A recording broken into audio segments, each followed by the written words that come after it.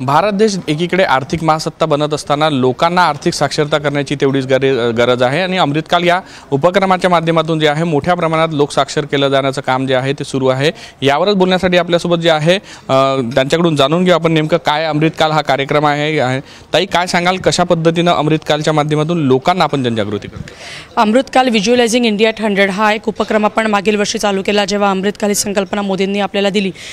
Munib institute मागील 13 वर्षापासून या क्षेत्रामध्ये काम करत आहे। आर्थिक साक्षरता ही काळाची गरज आहे। सगळ्यात जास्त तरुण देश जर का भारत आहे तर हीच लोकसंख्या इथून 25 वर्षांनी जेव्हा रिटायर होईल तेव्हा त्यांच्या गुंतवणुकीचं काय, तेव्हा त्यांच्या सेव्हिंग्सचं काय, हा फार मोठा भेडसावणारा प्रश्न असेल। त्यामुळे आजपासून गुंतवणुकीचं महत्त्व त्यांना कळावं, त्यांनी गुंतवणूक योग्य पद्धतीने योग्य ठिकाणी करावी, हे अतिशय महत्त्वाचं असतं। आणि हे सगळं होत असताना स्कॅम्सला किंवा फसवणुकीला बळी पडू नये यासाठी आर्थिक साक्षरता अतिशय महत्त्वाची असते की गुंतवणूक कुठे करायची, कशा प्रकारे करायची, किती करायची। सो या सगळ्या गोष्टींची चर्चा करण्यासाठी आपण मोठ्या प्रमाणामध्ये हे कार्यक्रम करत असतो। यावर्षी 800च्या वर आपण हे कार्यक्रम घेतले आणि या 2 तासाच्या 3 तासाच्या कार्यशाळेमध्ये सुद्धा आर्थिक साक्षरता, गुंतवणुकीचं महत्त्व, कुठे करायला पाहिजे, कशा प्रकारे करायला पाहिजे याबद्दल आपण चर्चा करणार आहोत। ताई, गेल्या काही दिवसांमध्ये असे पाहायला मिळते की मोठ्या प्रमाणात गुंतवणूक वाढत आहे, लोकांचा त्याच्याकडे कलही वाढत आहे, मात्र फसवणूक होत आहे कारण की मोठ्या प्रमाणात याचं जाळं विणलं गेलेलं आहे। अनेक लोक खोटी माहिती देतात, त्यांची फसवणूक करतात आणि त्यामुळे आर्थिक साक्षर होण्याऐवजी आर्थिक त्यांचं नुकसान होऊन बसलेलं आहे। तर त्यांना कशा पद्धतीने आपण या सगळ्या माध्यमातून आपण हे करतोय?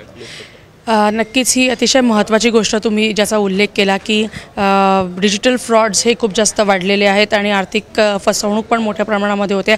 त्यासाठीच खारीचा वाटा अशा प्रकारचे आर्थिक साक्षरतेचे सत्र घेऊन आम्ही उचलतो आहोत किंवा देतो आहोत की कशा प्रकारे प्रश्न विचारायला पाहिजे किंवा कुठल्या गोष्टींना बळी पडायला नको, किंवा आपण काय खबरदारी घ्यायला पाहिजे, गुंतवणूक करताना काय जोखीम आपण घेऊ शकतो आणि काय प्रकारे आपली गुंतवणूक प्लॅन करू शकतो, या सगळ्या गोष्टी अशा प्रकारच्या सत्रांमधूनच देण्याचा आणि शिकवण्याचा प्रयत्न करतो, जेणेकरून हे जे होणारे फ्रॉड्स आहे किंवा जे स्कॅम्स आहे थोडेसे कमी होतील।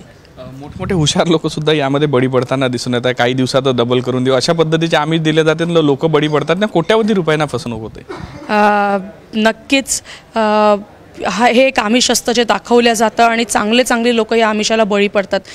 शेअर बाजारामध्ये दीर्घावधीमध्ये 5 ते 8 वर्ष किंवा रादर 8 वर्ष आणि अधिक एवढा वेळ जर का बाजारात राहिला तर 12% व्याजदर आपण अपेक्षा करू शकतो परताव्याची, आणि तसे ऐतिहासिक आकडे आहेत म्हणून करू शकतो। त्यामुळे जर का कोणी 5 वर्षात किंवा 2 वर्षात काही वर्षात दुप्पट देऊ किंवा असे काही मोठे आकडे सांगत असतील, 30% 36% जर का रिटर्न देऊ म्हणत असेल तर ते निस्संदेह अशक्य गोष्ट आहे, त्याला कृपया कोणीही बळी पडू नये। नक्कीच ह्या होत्या शिवानी दानी, त्यांनी सांगितलं कशा पद्धतीने जे आहे लोकांची फसवणूक होते आणि ते फसवणूक थांबवावी यासाठी मनीबीज इन्स्टिट्यूटकडून अनेक वर्षांपासून उपक्रम आहे राबवला जातो आहे, आर्थिक साक्षर केलं जात आहे, जेणेकरून पैसे जे आहे जोखीम त्याच्यासोबत असतं आणि ते जोखीम स्वीकारत असताना काय काळजी घेतली पाहिजे याचंही मार्गदर्शन केलं जात आहे। व्हिडिओ जर्नलिस्ट सौरभ होलेसह पराग डोबळे, साम टीव्ही न्यूज, नागपूर। देश विदेशातील प्रत्येक घडामोडींचे लाईव्ह अपडेट मिळवण्यासाठी आता साम टीव्हीच्या सर्व सोशल मीडिया प्लॅटफॉर्मला लाईक, फॉलो आणि सबस्क्राईब करा। तसंच सर्व नोटिफिकेशनसाठी बेल आयकॉन प्रेस करायला विसरू नका।